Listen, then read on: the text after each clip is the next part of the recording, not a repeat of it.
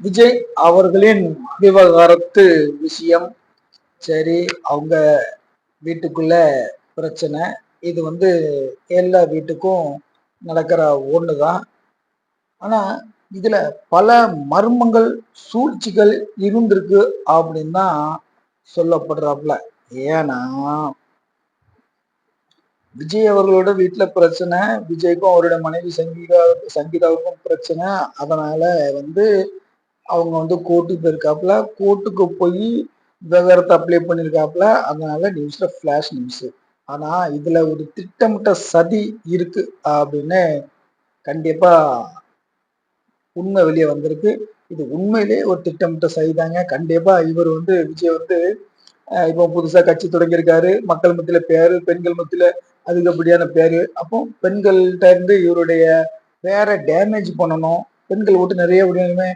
குடும்பத்திலேயே பொண்டாட்டியே ஒழுங்கா பாதுகாக்க மாட்டேங்கான், பிள்ளையே ஒழுங்கா பார்த்துக்க மாட்டேங்கான், இவனுக்கா ஓட்டு போடணும் அப்படின்ட்டு அந்த சாதாரண கிராமப்புற மக்களோட மனத்துல இருந்து இவருக்கு ஓட்டு போடணுங்கிற எண்ணத்தை உடைக்கணும் அப்படிங்கிற ஒரு சதி செயல் இதுல பின்னப்பட்டிருக்கு அப்படிங்கிறதும். அதே மாதிரி இந்த மனு தாக்கல், அதாவது இந்த விவகாரத்து மனு தாக்கல் நடந்த நேரம் இடம் பொருள் அதே மாதிரி தேதி வேற. ஆனா அதை திட்டமிட்டு ஒரு குறிப்பிட்ட இந்த தேதிக்கு இதை லீக் அவுட் பண்ணிருக்காங்க. ஓகே, இதை உண்மைதான். அதாவது விவகாரத்து பண்ணதுக்கான மனு தாக்கல் பண்ணலாம் உண்மைதான். ஆனா அது எப்போ என்னைக்கு பண்ண அந்த மேட்டரை இவங்க பிளான் பண்ணி பக்காவா மக்கள்கிட்ட பயங்கரமா ரீச் ஆகணும் அப்படின்ட்டு இடையில சில சம்பவங்கள் நடந்தா இந்த இதெல்லாம் மக்கள் மறந்துடுவாங்க, ரொம்ப ஹைலைட் ஆகாது, நியூஸ்ல ஹைலைட் ஆகாது அப்படின்ட்டு வேணுக்குன்னே 3 நாள் அதை வெயிட் பண்ண வச்சிருக்காங்க. 3 நாள் கழிச்சுதான்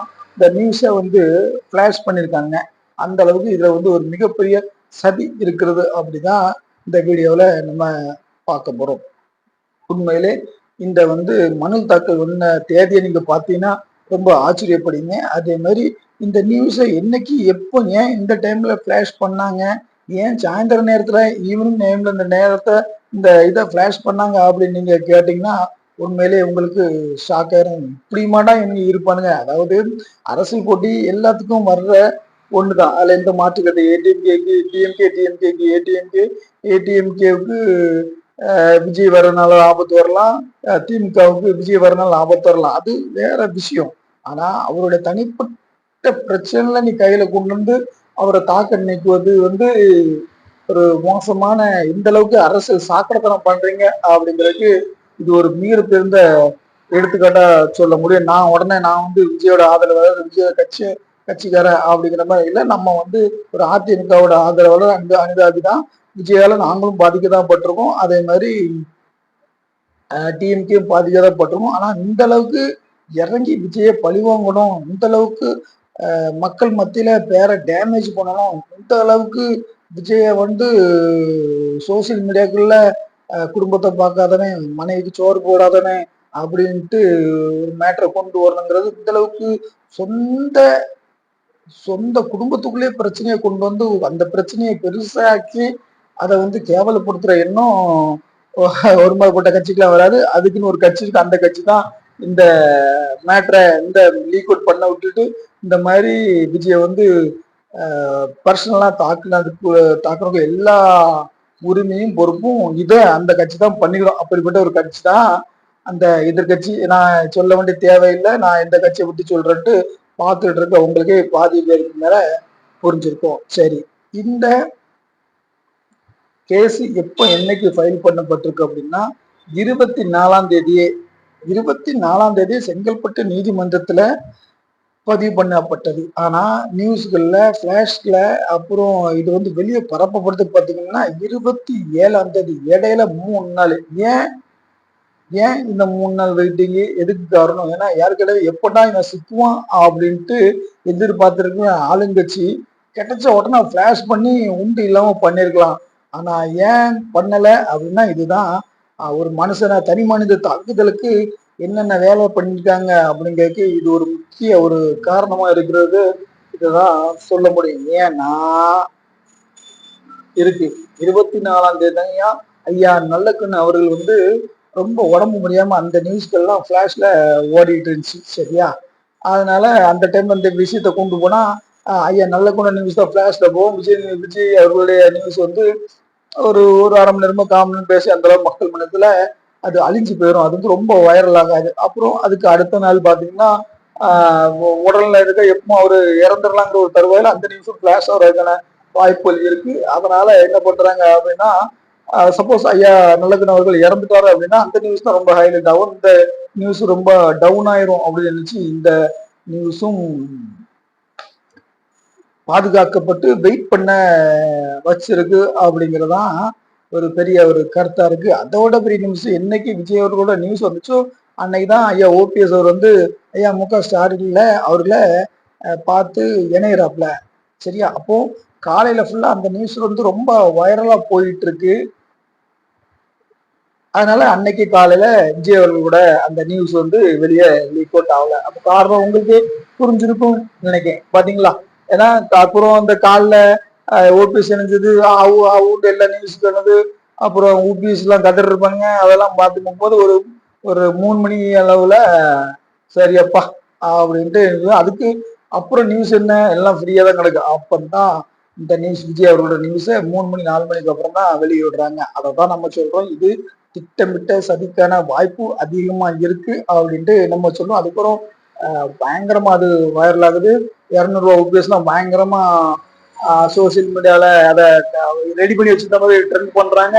அதே மாதிரி குறைஞ்சது ஒரு 30-40 அந்த நியூஸ் ஃபீடாட்டு சன் டிவி அப்படி அடிச்சு ரெடியா வச்சிருக்க 3 நாளுக்குமே அடிச்சு வச்சு ரிலீஸ் பண்றது அப்படி டக்கு டக்கு டக்கு டக்கு டக்கு டக்கு டக்கு டக்கு டக்கு ரிலீஸ் ஆகுது. அதுதான் பல பேருக்கு நிறைய சந்தேகங்களை ஏற்படுத்துறது அப்படின்னு சொல்லலாம்.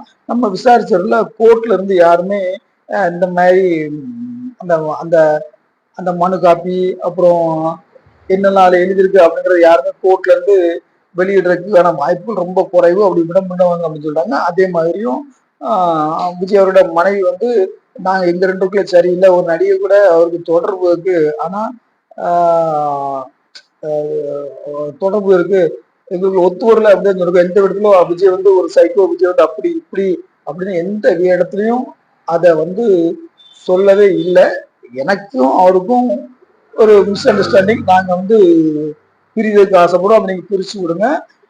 இந்த இப்போ என்ன சொத்து மதிப்பு இருக்கோ அந்த தப்பு எனக்கு ஜீவனாம்சம் கொடுங்க அப்படின்னு தான் சொல்றாங்க. எந்த இடத்துல என்ன அப்படி கொடுமைப்படுத்துறது இப்படி கொடுமைப்படுத்துறாங்க ஒரு வார்த்தையோ ஒரு அசிங்கப்படுத்தியோ விஜய் அசிங்கப்படுத்தி எந்த ஒரு வார்த்தையுமே அந்த அம்மா சங்கீதா வந்து வெளியூர்ல. ஆனா ஓபிஎஸ் போட்டிருக்க ட்ரெண்டிங்க பாத்தீங்கன்னா சோசியல் மீடியாத்துல வீட்டையே நடத்த முடியாத நாட்டுக்கு முதலமைச்சரும் அப்படி இப்படி அந்த பெத்த பிள்ளைக்கு சோறு கொடுக்கல, பொண்டாடிக்கு சோறு கொடுக்கல அப்படின்ட்டு சீனை கிரியேட் பண்ணி அவரோட தனி மனித சாக்கு அவங்க சைக்கோ அப்படி இப்படின்னு தனி மனித தாக்குதல் போற அளவுக்கு இவங்களுக்கு யாரு உரிமை கொடுத்தாங்கிறது தெரியல. இப்படிதான் கொஞ்ச நாளைக்கு முன்னாடி எஸ்.வி. சந்திரசேகரன் அவருக்கும் இவருக்கும் ஒரு பிரச்சனை அப்படின்ட்டு பூகம்பத்து கலைப்பு வந்து கொண்டு வந்துட்டாங்க. அது வந்து அப்பாவை பிடிக்காது, அப்பா அம்மாவும் பயங்கரமா சண்டை அப்படின்ட்டு. ஆனா உண்மையிலே நம்ம அதை விசாரிச்சு பார்த்தோம்னா நமக்கு தெரிஞ்ச அந்த தகவல் வட்டாரங்கள் என்ன சொல்றாங்கன்னா உண்மையில் 2 பேரும் வீட்டுக்குள்ள அவ்வளவு பாசமா இருப்பாங்களாம், அப்பா அம்மா அவ்வளவு பாசமா இருப்பாங்களாம். அப்படி இருக்க சூழ்நிலை இந்த வேணும்ட்டு திட்டமிட்ட சதியில தான் அப்படி வெளியே சொல்றாங்க. ஏன்னா அதுக்கு நம்மளுக்கு அவர் வந்து ஒரு இதெல்லாம் நம்ம மகனை வந்து படத்துல ஒரு பெரிய ஹீரோவாக்கி என்னென்ன குடும்பம் அந்த அளவுக்கு ரொம்ப கஷ்டப்பட்டாரு. அது வந்து ஒரு மகன் மேல எவ்வளவு பாசமா இருந்தா தன்னுடைய மகனை இந்த எல்லாமே கொண்டு வரணும். பல தோல்வி படங்களோட ஸ்டார்டிங்க கொடுத்தாலும் அவன் மகனை எவ்வளவு டெவலப் பண்ணி போட்டாரு. எந்த அளவுக்கு மகன் மேல பாசத்தால பண்ண முடியும், எல்லாரும் பண்ண முடியாது. ஒரு படம் பண்ணுவாங்க, 2 படம் பண்ணுவாங்க, சரி அப்படின்னு விட்டுருவாங்க. ஆனா இவர் வந்து போறதுன்னா அந்த அளவுக்கு பாசம். அதோட நன்றி கடனாதான் தன் அப்பா சந்திரசேகர் மேல விஜய் அவர்கள் அவ்வளவு பாசமா இருக்காங்க அப்படிங்கிறது நமக்கு தெரிய வருது. மொத்தத்துல இது வந்து ஒரு மிகப்பெரிய திட்டமிட்ட சதி அப்படிங்கறதுல எந்த ஒரு மாற்று கருத்து இல்லை. யாருக்கு பிரச்சனையும் அவங்க வந்து டைரக்டா மோதி போகலாம். அது விஜய் பிடிக்கலையா, விஜயோட அரசியல் ரீதியா என்ன வேணாலும் போராடு, அரசியல் ரீதியா என்ன வேணாலும் அவனை அவமானப்படுத்து, அரசியல் ரீதியா என்ன வேணாலும் விஜயை வந்து நீ வந்து தாக்குதல் நடத்து. ஆனா தனி மனித தாக்கல் அது திட்டமிட்டு இந்த மாதிரி செய்திகளை போது என்னைக்குமே ஆளும் கட்சிக்கோ ஆண்ட கட்சிக்கோ ஆண்டு கொண்டு இருக்க கட்சிக்கோ அது நல்லதில்லை அப்படின்னு சொன்னு இது கண்டிப்பா திட்டமிட்ட சதிக்கான வாய்ப்புகள் நிறைய இருக்கு அப்படிங்கிறத நம்ம பெரிய கண்டுபிடிப்பா கண்டுபிடிச்சிட்டோம். அந்த கண்டுபிடிப்பை உங்களுக்கு சொல்றோம். நம்ம சேனல்ல இப்பதான் நீங்க புதுசு அப்படின்னா கண்டிப்பா கொஞ்சம் ஆதரவு கொடுங்கப்பா. வியூஸ் போக மாட்டேங்குது, கொஞ்சம் பார்த்து எடுத்து பண்ணுங்க. நன்றி. மீண்டும் ஒரு வீடியோல உங்களை சந்திக்கிறேன். வணக்கம்.